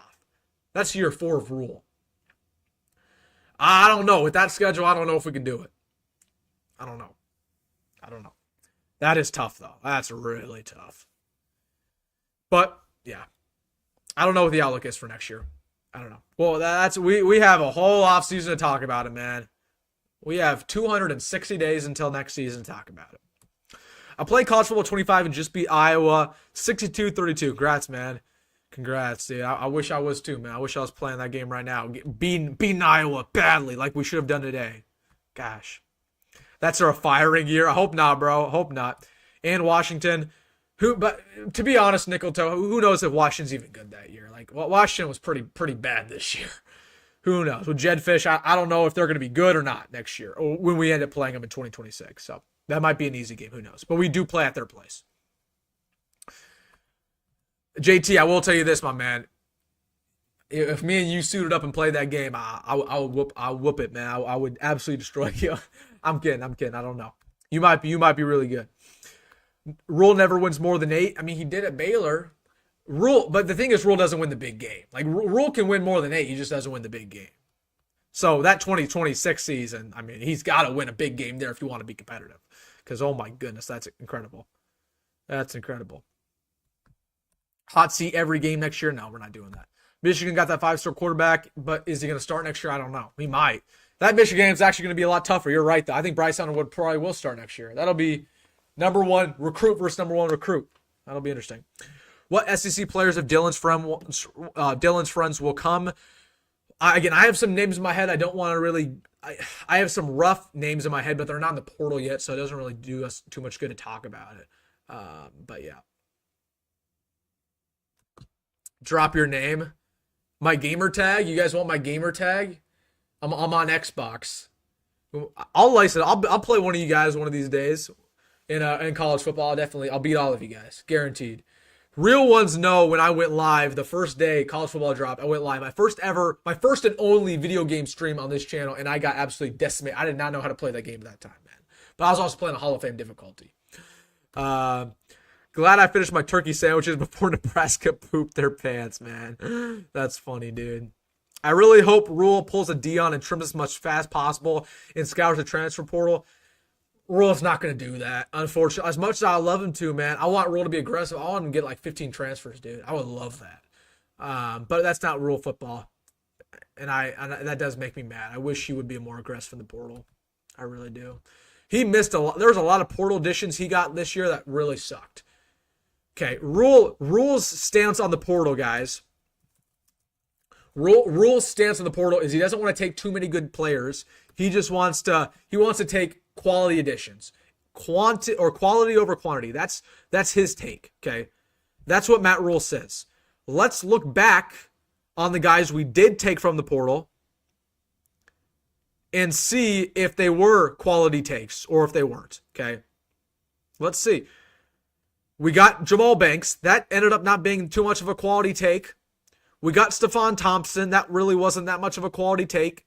We got Mike Mazuka. I mean, it should have been a better take than it was. Obviously, Isaiah Nair wasn't that good either. Like, we just didn't really hit on a transfer. The only one we hit on turned out to be Sear Wright. Oh, and Dante Dowdell. Dante was a really good transfer. And Sear Wright, which came in July? Like in the last second we pulled him up, but yeah. But I will give credit. Dante was a great portal pickup. And that was the one I was questioning the most. But Dante was phenomenal. But again, I don't want to give you guys too much because again, it's content for another day, right? Like this is a video I might release next week or the week after on what I want in the portal. But we need to be aggressive, in my opinion. What bowl game will the Huskers go to? Again, we don't know yet because there's some implications tomorrow. I'll tell you what, we're not playing in Detroit. Like my boy put in the comment section, we're not playing in Detroit. We're not playing in the is it? No, it's the Quicken Lane Bowl. We're not playing that bowl game. We're not playing in that one. I can guarantee you that. But again, I will release that video Monday probably on what bowl game I'm projected to go to. But I can't tell you right now just because there's games tomorrow. We got games tomorrow that will impact things a little bit. But I will tell you this: Nebraska hurt their odds of going to a really good bowl game today. If we won today, I think we would have went to the Citrus Bowl, which is the best Big Ten non-playoff bowl game. If we won today, we would have went to that. Because of this loss, we're not going to the Citrus Bowl. I'll tell you that much. But I wanted to go to Florida, dude. I wanted to go to Florida. I wanted to play in Florida, whether it was Tampa or Orlando, have the boys get that warm weather. We might go to Nashville now, man. I do not want to go to Nashville. Or Phoenix. The reason why I don't like the Phoenix Bowl game is it's indoors. I think it's at the Diamondback Stadium, and I hate that. And also, and that's I think that's the guaranteed rate ball, where you play a Big 12 team, by the way. And the reason why I don't like that bowl game is you play on the day after Christmas. I do not want to play on the day after Christmas, man. I don't know about you guys, man, but I'd rather play on New Year's Eve. That was the game I wanted to play on New Year's Eve. Let's play it then. I do not want to play on the day after Christmas. I'm not going to be locked in. But it is what it is. I remember you playing it, Law. That was hilarious. Jax, I was so bad, man. But again, I was playing on Hall of Fame difficulty. I was bad, but I'm good now. I'm really good. I promise I'll beat the majority of you guys. I have the game for Xbox Series X and PS5. Yes, sir. Let me know if you guys want to play me in this game. I'll drop my gamer tag in the comment section if any of you guys want to play me in college football. But I will drop we'll have to do it one of these days. But you guys can add me as a friend, and we'll have to run it one of these days. But let me know if you guys want that. I'll put my gamer tag in the comment section if you guys are video game heads or you play college football. When was Terry seen wearing the gloves? Today in his playoff game? But unfortunately, Michael Terry lost today. Michael Terry before his game today, and I told y'all in my video yesterday I wasn't gonna spoil anything. Wink, wink. But he was wearing his Nebraska gloves today in his third round playoff game. Unfortunately, his team lost in an upset, and his season is over. So, unfortunate day for my man Michael Terry. But hopefully he's ready to make a decision on Wednesday, and hopefully he makes the right decision and commits to the Big Red. Let's see.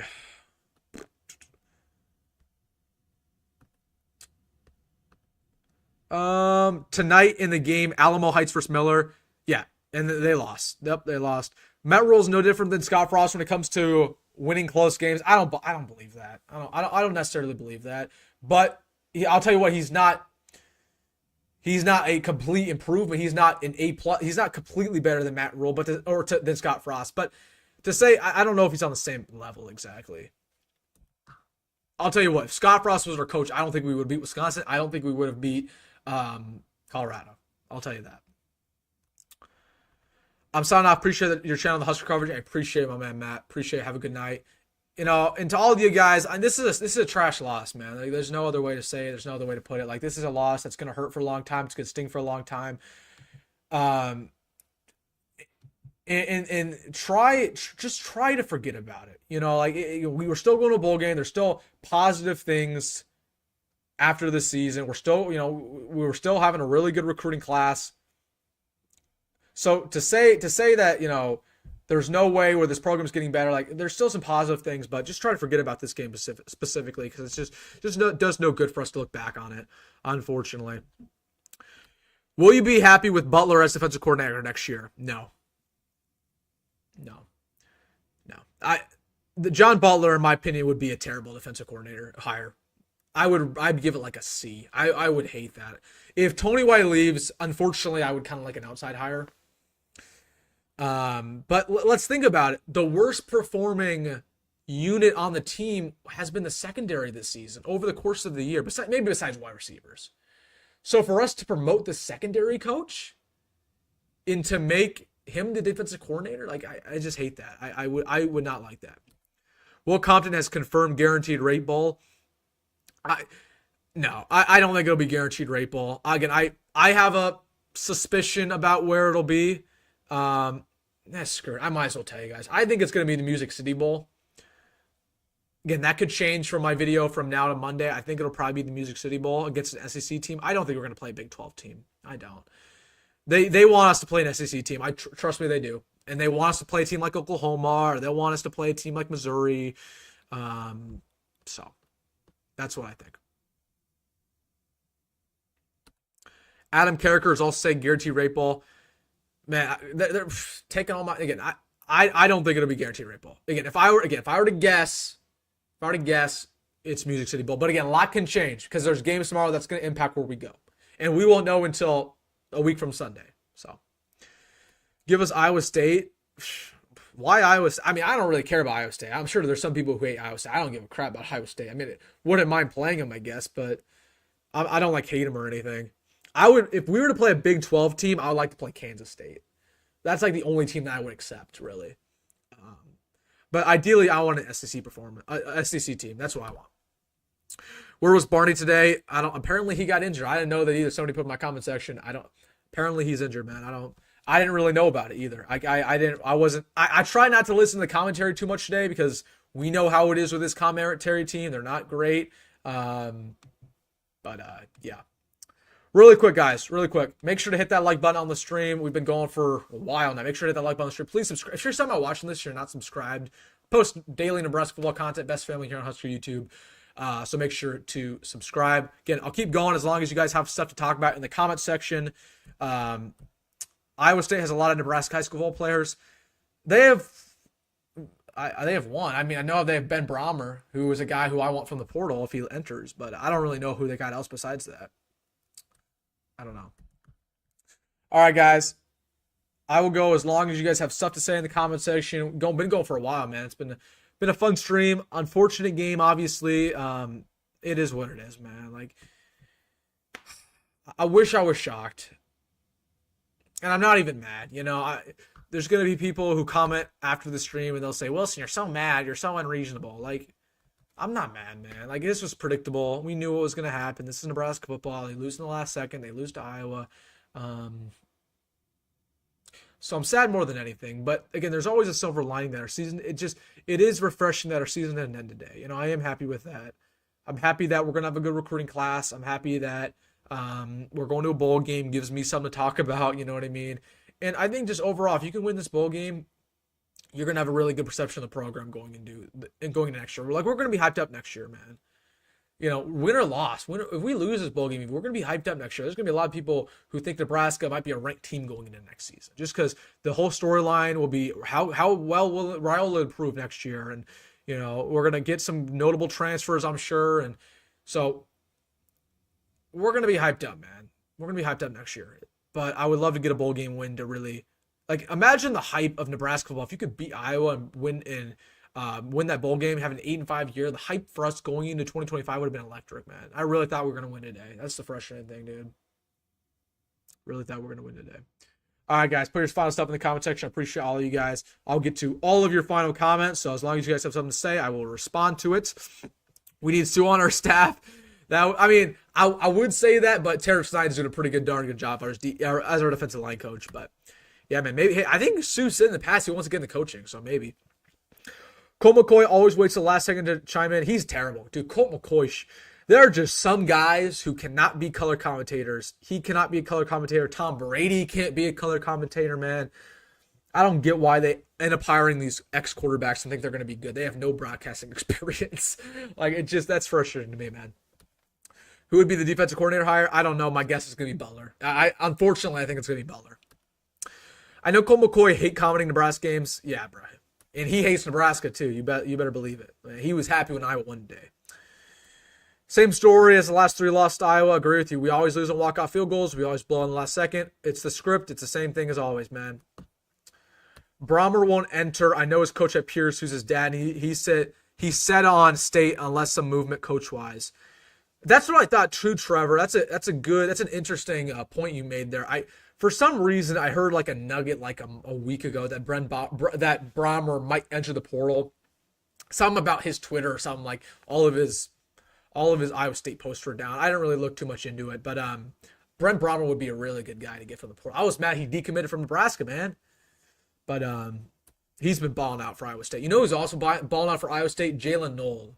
I don't know how many of you guys know that name, but Nebraska should have landed him in the class of 2021, and we passed on him last second. He wanted to come to Nebraska, and then the coaching staff, Scott Frost, kind of passed him up, and he ended up being one of the best wide receivers in the country at Iowa State. So that's one thing I hate about following recruiting is the guys who almost came to Nebraska and didn't do it and are ended up balling elsewhere. Chris Paul is another guy. Chris Paul is the linebacker for Ole Miss. He balled out today in the Egg Bowl. He was next Nebraska commit. He's going to be an NFL draft pick in the spring. You know what I mean? So that's frustrating sometimes, but I go on and rant. We'll be able to get average transfers. Oh, we'll get some good transfers. You better believe it. But it's the same thing Nebraska always does. We get good transfers. We hype them up. They're not as good as expected, and we win 5 games, whatever. 0 for 9 on third downs and still one's ridiculous. That is crazy, dude. That's a crazy stat. I didn't even see that, dude. I'll pitch in my savings for some SEC transfers. Hey, man, I will too. Hey, donate to the NIL, man. No, I'm kidding. Don't do that. I am strong on do not donate to Nebraska's NIL or any NIL. I just think fans should not be donating their hard-earned money to NIL collectives, in my opinion. When we're already paying for merch and gear and tickets and all that, I just don't think we should be donating to NIL. Looking forward for next season. Me too, man. I am. Like, we're going to have a hyped up offseason. We're going to get some... It feels bad now, but when we have a good recruiting class and when we land Michael Terry in 5 days and when we land Chase Lofton and when we get all these good transfers, we're going to be so hyped up going next year like we always are. We're drinking the Kool-Aid. So we're going to have a fun offseason. I'll tell you this, though. The offseason is always more fun than the regular season because the offseason, we can sip all the Kool-Aid we want. Every day is a victory in the offseason. And then you play real games. And then... that's not as fun. Rhule needs to go on an org offseason and level up his coaching tree. Oh, man, he needs to do some self-reflection because Matt Rhule needs to understand he's not a perfect coach right now. Okay. We should have had Dom at defensive coordinator. Well, Dom didn't ever play defense, so I don't know why we would do that. Matt Rhule is the best recruiter we've had in a long time. I don't agree with you on that one. Matt Rhule, I don't think is a great recruiter. I just think Dylan Raiola is a great recruiter. Half of the class we have right now is because of Dylan Raiola, not because of Matt Rhule. Isaiah Mosey, we would not have him or his dad if it weren't for Dylan Raiola. We would probably not have Michael Terry if it weren't for Dylan Raiola. We probably wouldn't have Dawson Merritt if it weren't for Dylan Raiola. So, how about our defense, man? We were talking about earlier in the stream, Dan. I mean, this defense was phenomenal today. Offense didn't do him any favors. How confident are you about letting Terry? 80%. I feel good. Real good about getting Terry. Real good. Offseason champs again. That's what's fun about being a Nebraska fan. That's my favorite part. It's my favorite part about being a Nebraska fan because we sit here and we get hyped up about the offseason. That's the best time to be a fan, man. And that's when I thrive.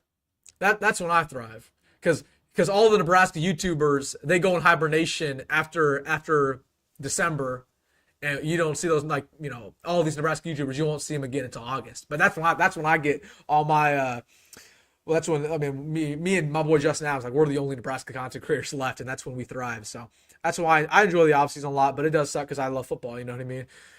So although the channel does well in the offseason, and it does well all the time, it does suck because we don't have football to talk about. We don't have real football, so it does suck. I will tell you this, though. Enjoy tomorrow's game because I'm a big college football guy. And I love Nebraska, but I'm a college football fan first. And it hurts my soul that college football is almost gone. The season's gone by so quick. It hurts my soul that tomorrow is the last college football Saturday, real college football Saturday. Sure, we have the conference championships, but tomorrow's the last one. So enjoy it, guys. Just enjoy the big game. Enjoy, you know, Texas A&M. I'm going to be watching that one. Enjoy. You know, I'll be watching USC Notre Dame. There's some good games tomorrow, man. Enjoy them, man. More than anything, just enjoy it, dude. Because football is almost gone, man. And that sucks. That sucks so much, dude. I don't even want to think about it. But enjoy it. Enjoy your day tomorrow because it's almost gone. You know, the bowl games are one thing, but they're not real football, in my opinion. I like it when we're getting these stadiums that get loud. So enjoy tomorrow's game, man. Keep the stream going all night. Man, I'm getting tired. I got to record tomorrow's video too, but I'll go as long as you guys have stuff to talk about, man. I'll go as long as you guys have stuff to talk about. Rhule said in one of his press conferences that the young and old guys practice separate. Seems like he knew the old guys weren't it. I don't know what you're talking about there. Well, he's playing the old guys 24/7, so I don't know what the point is there. Do you see that the Nebraska fans didn't shake hands at the coin flip? Good. Don't shake Iowa's hands. Screw them, man. They don't respect us. I don't respect them. I don't blame them at all for not shaking their hands. If the Lions can't get out of the dump, so can we. True, but the Lions also are an NFL franchise. But yeah, I agree with you, though. If the Lions could break the curse and be a good, competent team, so can we. Nebraska's undefeated in the offseason. You're darn right, man. That's when it's awesome. That's what's fun. I have no faith in Rhule after the season. I wouldn't say that. But I'm not. He's not a home run hire. That's for sure. I don't think he's the guy. Like, I don't think he's ever going to win a national title in Nebraska. I don't think he's ever going to win a Big Ten title in Nebraska. I'll say that pretty confidently. But I think he can be still a good coach. I'm really looking forward to next year. Recruiting is going well on the schedule. It doesn't look too bad. I agree with you, man. I'm excited. I'm always excited for Nebraska football regardless, dude. So next year will be fun. And again, we can sit here and be negative right now, but we all know that we're going to be drinking the Kool-Aid in literally a couple of days. Once the signing day gets here, we're going to be drinking Kool-Aid. So we're going to be ready to go for next year for sure. And y'all know where to get daily content. Like, it's going to be hard. It is going to be. If you guys ever have content idea for me, especially in like the tough months of like February and March, let me know, because it's going to be hard to make daily content in February and March. Like, I can make daily content in December and probably sniff it out in January, but February and March are the toughest to make daily content. I can do it in April when spring ball gets going and recruiting starts to get going, but in February and March, it's dead. Recruiting's dead. Obviously, no football to talk about at that point, so it'll be. I don't know if I'll do daily content in those months. I don't know. We'll see. And I got school too, so that'll be tough. Do you see any flips besides Lofton? No. I don't think Curt does most flips, but I could be wrong there. Michigan beats Ohio State by 20, maybe, man. I think it'll be a sneaky good game tomorrow. I think a lot of people are expecting Ohio State to blow them out of the water. I don't think it's going to happen. I think Ohio State's still going to win, but I think because it's at Ohio State too. But I think it'll be a better game than people are going to give it credit for. Who do you have this week in big games? Texas versus A&M, Alabama versus Auburn. That's a good question. Again, I have A&M beating Texas, and then I got to go Bama and Auburn. And usually I pick Auburn. It's always a better game than it should be, but Alabama will pull it out last second, and they got to win this ball game. So those are my predictions. But yeah, I still think we go 10-2 next season. I hope you're right, Daniel. Got to win this ball game. Got to have a good class. Got to get guys in the portal and change the narrative. You guys want Nebraska basketball content? Maybe, man. Maybe. I hope Nebraska basketball, if we're good, I'll do it. Like, if we are a good team in the hunt for the Big Ten title, I'll do it. But, yeah, I don't know. I just don't know how much people will like it. You know, I've done Nebraska basketball content in the past, and it's done okay, you know, but I don't know. Think we take the jump to 10+ next year? I hope so, man. Hope you're right. Again, Matt Rhule is a third-year coach. You're right. He always booms his third year. And I told you guys in the offseason too, like Matt Rhule even said this preseason. Matt Rhule said, and I quote, "We're going to make a jump in the second year, but we're going to make the biggest jump from year 2 to 3." That's what he said in the offseason. Like, I just want you guys to think about that. So I do think we'll make a jump next year. I do think we'll be pretty good. Raiola down on the ground 3 seconds later. Iowa wrestles the ball away. Yeah, I did think Raiola came down with that football. That's what I was thinking too. Like, although it was a fumble, I did think that he came down with it, but I don't know. We need players who aren't deer in the headlights in the fourth quarter. Yeah, dude, and you can't recruit that necessarily. Like, they have an it gene apparently that just can't be figured out. I don't get that touchdown either. The big touchdown to by Caleb Johnson, that was just poor tackling. The defense played great except for one play. It's annoying. Jayhawks are better than Nebraska. But I'm not covering Kansas on this channel, bro. We're not doing that. I hate Kansas. Kansas plays Creighton in about a week, though. So I'll be at that game. I'll be there. I'm so mad that we're not gonna have another Black Friday Iowa game. They're so fun. We are. We're gonna have another Black Friday Iowa game. We do every year. Iowa, Nebraska will continue to be on Black Friday for the foreseeable future. Matt Rhule failed this year. Go back and look at the schedule. I don't think he failed. Was he? I think I'd give him about a C. I give him out a C. Um, but Raiola had the ball in front of him. It was on the ground. The guy had to wrestle out him for like 5 seconds. Yeah, I don't know, man. I don't know what's going on there. I don't know. What'd you grade Rhule this year? Probably C. Probably C. Gonna make another 2025 recruiting awards when everybody signs, says Artie. I think I will. Yeah, I think you saw my notes. I think that's my Thursday video. I'm either gonna release that video on Thursday or Wednesday, because Wednesday's signing day. But yeah, my Thursday video is gonna be kind of like an awards video, Super Six, something like that on Thursday. So watch out for that. We have a fun week of content coming up though, guys. We have a lot. Like I have a stacked week. Like I have so many ideas for the next 2 weeks. It's gonna be hard to make only one video a day. Like I might have to release 2 videos a day. But we have a really good week of content coming up, guys. We're still going bowling, keep the faith. I agree with you, Ryan. Like, yeah, it's a tough loss. We did what we always do, but at least we're going bowling. That's progress, and at least our season didn't end today. The Iowa game is our 4th game next season. No, it's not. It's not, Daniel. It's not our 4th. They haven't. Okay, I think you're referring, Daniel, to the thing I pulled up earlier. Let me pull this back up. Okay, no. Iowa is not our 4th game next year because they haven't decided the schedule, like the exact schedule next year. So they haven't decided what games we actually play. Or they know our opponents is zona when we play them in the Big Ten. No, we will play Iowa on Black Friday. That's not going away. Raiola had possession on the ground. It doesn't do us any good to debate this. Do you think Indiana falls off? I do absolutely think, because they're very senior led and they don't have good recruiting. Like if you look at the recruiting class right now, it's not good. If you don't have a good recruiting class, it's going to fall off the rails pretty quick. Michael Terry's going to be a wide receiver. I think the muff punt call was the most egregious of the bad calls. That was a good call. Because, again, Vincent Shavers touched it first. It would have been one thing if the Iowa guy touched it first, but I think Vincent touched it first. And it wasn't even Vincent's fault. That was Isaiah Garcia Castaneda's fault for letting it touch the ground. Because in that case, it just gets to a mad scramble. We need a new punter. I agree with you, man. That's why we tried to beat Iowa at their own game today. We tried to do the battle of field position. We can't do that because we don't have a good punter. We can't beat them at their own game because we don't have a punter that can pin them inside the 10. So,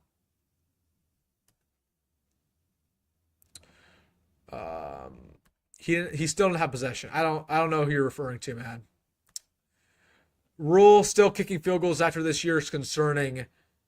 Yeah, I don't know. Again, I think we've had success. We made 9 straight field goals, but I don't know about Matt Rhule, but I was not confident about kicking the field. I wanted to go for it, because we already knew what we had. And I told you guys that the kicking issues weren't going to fix themselves, and the snapping issues weren't going to fix themselves. Yeah, they could temporarily fix themselves, but it's never going to be long term over the course of one season. And unfortunately, it reared its ugly head at the wrong time. IGC never touched it, though. Yes, IGC never touched it, but Vincent Shavers touched it at the last second. Vincent Shavers thought that Isaiah Garcia Castaneda touched it, and he went ahead and touched it. And then that's why it was a fumble. Daniel, appreciate you. Have a good night, my man. We'll put another egg in the second half. How many is that this year? Well, Ohio State game, Iowa game, Illinois game, Illinois kind of, and then USC. So about 4. We did not lay an egg versus Indiana because we did in the first half. And then same thing with UCLA. I know you'll continue the commitment covenants, but what's your gut say about keeping recruits after today? We're not going to have any decommits. No decommits. I don't think many players transfer either. That might be a video for another day, though, but I don't think anybody leaves. I've watched him Terry highlights, and he looks good, but I don't think what makes him a 5-star. He doesn't look very ready for wide receiver. He's just a pure athlete. Like, he's one of those guys who plays every position at an elite level. He plays running back at an elite level. He plays wide receiver at an elite level. He's just one of those guys that is such a hard worker, such a great kid that, of course, he's going to work out. He's a 5-star talent. And he's an athletic freak. So, yeah, Michael Terry's going to be good. What are we compared to in NIL compared to other schools? About top 15, I'd say. But I'd say we're about 15th in the country, probably. Like we can beat out schools like like Louisville for recruits, but we can't beat out schools like Missouri or Texas. There was a game to be real aggressive because this was the game to be real aggressive. I agree with you, but that was what I was saying all week. You got to be aggressive. You got to play like you got nothing to lose. We didn't do that. Bushini is a beast. One bad game doesn't mean he isn't good. I kind of disagree, Jackson. Like, he was just inconsistent this year. He was Bushini was really, really good in 2022. He was bad last year. He was one of the worst punters in the country last year. And then he's just been inconsistent this year. He's had good games, like the Colorado game, like the Wisconsin game, but he wasn't good versus Indiana. He wasn't good today. So he's inconsistent, just like the rest of the team. Van Poppel's huge now. Cardinals getting bigger. Both those guys are going to be big pieces next year, man. Both those guys are going to be huge next year. Nebraska finds a way to lose to another crummy Iowa team. Again, it was like we were watching a rewind, man. We've seen the story before. Dylan's a 5-star, and he isn't working great this season. Well, he's a young player, man. I try not to blame him too much because he's a young player. I agree he wasn't great this year. Again, we talked about it earlier, and in a perfect scenario, he probably wouldn't have started this year. But I think him starting this year will be better long term than if he didn't, if that makes any sense. So you got to go through the highs and lows with him, but he's going to be good long term. I truly believe it. Rhule needs to bring in Saban for a day and talk about what's going on. I don't know, man. I don't know. Saban might be a little washed too at this point. I bet Kalen DeBoer has Nick Saban in that office every single day, and even I bet Nick Saban has no answers, dude. Because Alabama's on a sinking ship right now. I'll tell you what, Kalen DeBoer is not that guy. He is not going to fix them. So he's 19. His receivers drop everything. Who would you throw to? Again, yeah, are the receivers not good? Yes, but Dylan also overthrows all the receivers too. So. It's multiple issues. It's not just one thing. Inconsistency kills. Again, the entire team's inconsistent. Been that way all year, dude. Been that way for the last 10 years. Who do you think is Nebraska's overall MVP? Well, it's a content idea for another day. I'll give you 5 names. Ty Robinson, Sear Wright,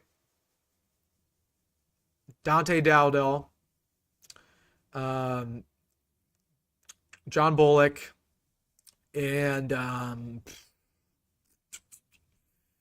don't even know. Bryce Benhart, maybe. Those are my 5 names, but I don't know. I'll have to think about it more. I think I know who out of those 5 who it would be. But how tempting is it for players to gamble now? Oh my gosh, dude! I don't think it's tempting at all because if you get caught gambling, your career's over. So I don't think it should be that tempting. I'm not so sure Dylan will be good next year either. I think he'll be fine, Nathan. I think he'll be all right. He's a 5-star. Again, he's a guy. Say what you want about Dylan, but what I do know for a fact about him is that he has an elite work ethic. He cares about this team more than anything. He cares about the process. He cares about doing things the right way. He cares about getting better every day. I think Dylan, from a work ethic standpoint, will do what it takes to improve, and he will find what he does poorly. All right, he'll study Big Ten defenses. He'll improve the speed of the game. He'll improve his deep ball. He'll improve his deep ball accuracy. Okay. I think he'll be better. Because I feel confident about that, not only because I know what his potential is, but because I know he has the work ethic that is good enough to get him there. It'd be one thing if Dylan only had the potential.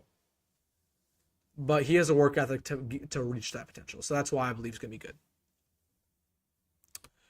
Dylan Raiola has 0 action deep ball. That's the same thing I said, man. A little pocket awareness. I agree with you. I agree.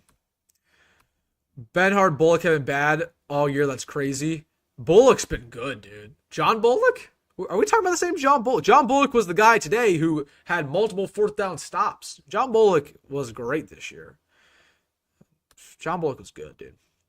Ray Bullock is a team like Baylor, Texas Tech would be pretty lame. I agree, dude. Again, I don't want to play Big 12 team. Big 12 team sucks.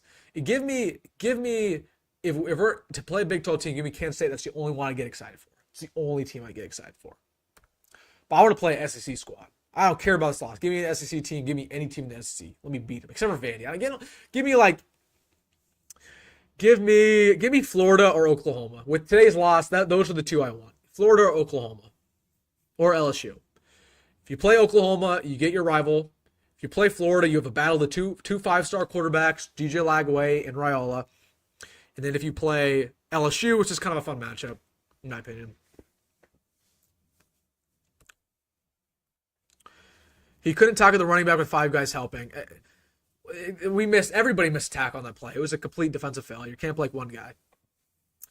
Can't blame one guy. Maybe you're talking about Gifford. Gifford was awful. Gifford was bad all year. I'm not going to miss Isaac Gifford. Isaac Gifford, bye. I hope you have a good major, man, because his football career is done after the bowl game. Remember Evan Cooper, our past defensive backs coach? He said in the offseason that Isaac Gifford was going to be one of the best players in the country. That did not happen. That did not happen at all. Oh, Isaac Gifford was so bad. I can't get mad at him, though. Was he awful? Was Isaac Gifford really bad? Yeah, but I can't even get too mad at him. Because, the secondary in general was really bad. Beating an SEC team would look good. And the reason why I want to play an SEC team is I actually think we'll beat them because they're going to have so many opt-outs that it'd be hard not to beat them. I hate Frost guys. I agree with you. There are so many Frost guys just need to get the heck out of the program. Early on, everyone was saying Dylan has a direct bat phone to Holmes. I don't know what you're talking about here, bro. Holmes? Who is Holmes? Still, what happened to Evan Cooper? I've heard stuff. It's best not even to talk about it. Just know that it kind of happened for the best. I don't think Evan Cooper's a good coach. I really don't. And I don't think John Butler's a great coach either. But all right, guys, put your final stuff in the comment section. I need to get out of here. I'm getting tired. I got a video record for tomorrow too. But again, put your final stuff in the comment section. Final thoughts about today's game, bowl game stuff, off-season stuff, recruiting stuff, whatever you're thinking. I'll get to your last stuff. Again, make sure to subscribe somehow. Again, if you're not subscribed, I don't know why. Make sure to subscribe. We're the best family here on Husker YouTube. Make sure to hit that like button on the stream as well. But again, I'll get to your last stuff here. I say we won that game. It was rigged from the beginning with the faulty headphone. That's what I was saying with my dad. I was telling my dad, like, well, they're trying to rig this game with these faulty headphones. But yeah, man, that was I don't know what was going on with that, dude. That was weird. Ty's a Frost guy. Ty's one of the only ones who really played well as a Frost guy. And Ty kind of came out of nowhere. Ty was a bust, like as a recruit. He was always so underwhelming. He was an underwhelming starter for the longest time because he was this big-time recruit coming out of Arizona. And I was telling y'all offseason, like, I'm hoping Ty Robinson has a good year. I just don't think it happens. And he did have a really good year. So I'm happy that Ty really balled out this year because he was a beast, man. He really was. He played a good game today. He really did. Ty should get all the honors in the world, all the Big Ten honors, and Ty should be a draft pick, a very high draft pick. He had a really, really good season. So shout out to Ty Robinson. But, yeah. Still gonna tell us a story on Mazuka. I don't know if I'll do that. I don't know. I don't know. Yeah, I don't know. It would have to be in a live stream. I would never make a video directly about it because then it'd get too much attention. But just know the reason why I don't want to tell you guys the story on Mazuka is just because it reflects poorly upon a coach who is currently with Nebraska, who is not leaving Nebraska anytime soon. And I know that a lot of recruits follow my channel, a lot of recruits' parents follow my channel. So if I were to make a video talking about what people would consider a rumor, because I know this for a fact what happened in the Mike Mazuka situation because I talked to his dad on the phone. But if I were to make a video about the situation, people would say, oh, you're just blowing smoke, you're blowing rumors. It's best for me not to do it and talk about it. So sorry, guys. I don't know if you guys will ever get that story. Maybe until that coach is inevitably, if he's fired at some point.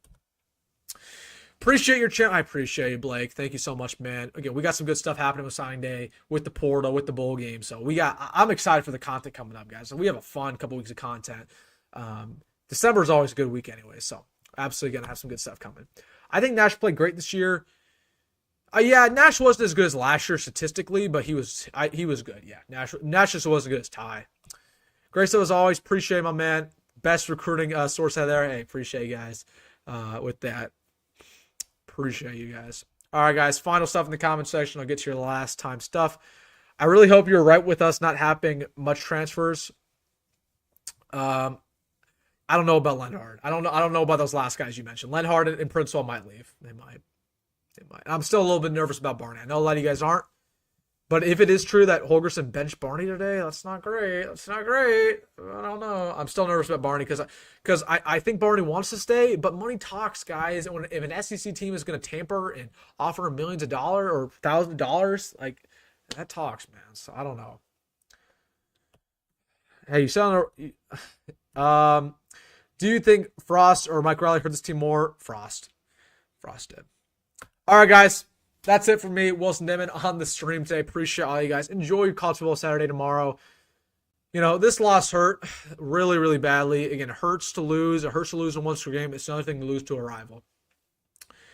So it's one of those games that, unfortunately, we're probably not going to forget, although we do want to forget it.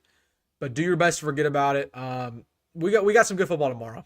That's the bottom line. We got some good football tomorrow. Good rivalry games. Enjoy it. Enjoy your last college football Saturday. You know, forget about Nebraska football for a day. But appreciate all you guys. We got some good content coming up, man. We still got the bowl game. We still got a lot of stuff. Got a good video coming out tomorrow, so make sure to be there for it. But it is what it is. Nebraska loses, close game, predictable. Same story as always. What can we do? I don't know. All right, guys, make sure to hit that like button on the stream. Hey, subscribe, and also make sure to hit the bell notification. I don't really talk about that much, but if you do hit the bell notification, it lets you know when I post. So if you want to know when a recruit commits or when I have a recruiting update for you guys, especially it's getting around that time, you're absolutely going to want to put on your bell notification so you get the news up front immediately right when you need it rather than seeing it maybe later in the day. So make sure to put that bell notification on so you know when I upload. That's going to be beneficial for all of you guys, especially this time of year with recruiting, with the bowl season, because, again, I have all this recruiting info immediately for you guys. You know how it is, breaking news. So make sure to be here for that. All right, that's my spiel. Appreciate you guys hanging out with me. Long stream tonight. This was about 2 hours. Really fun. Just talking about whatever it is we talk about. You know, I mean, it sucks that we lost, but it's fun shopping up with you guys. I appreciate you guys a lot. I appreciate you guys genuinely a lot. All right, guys, have a good night. Get some sleep. Enjoy college football Saturday tomorrow. Remember, Nebraska's still making a bowl game. There's still light at the end of the tunnel, and it's still a good day to be a Nebraska fan. All right, guys, hit that like button and subscribe. And as always, folks, go be grad, go Matt Rhule, and see you in the next one.